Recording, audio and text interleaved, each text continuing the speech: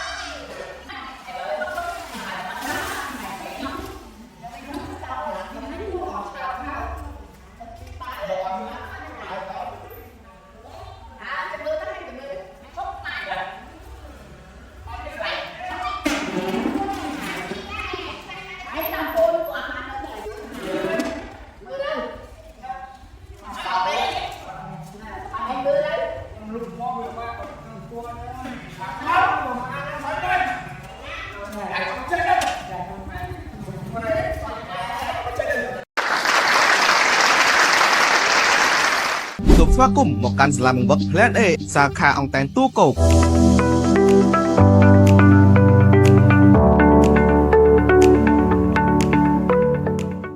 សាលាបង្វឹក Plan A មានការប្រម៉ូសិនពិសេសរៀនមួយខែ free មួយខែតម្លៃត្រឹមតែ$99តែប៉ុណ្ណោះសាលាបង្វឹក Plan A បង្រៀនគួរលើមុខវិជ្ជាគណិតវិទ្យា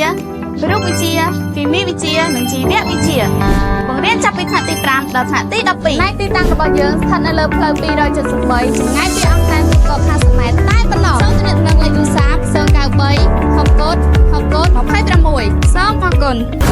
សាលាបង្វឹក Plan A ដំណើរឆ្ពោះទៅកាន់និទ្ទេស A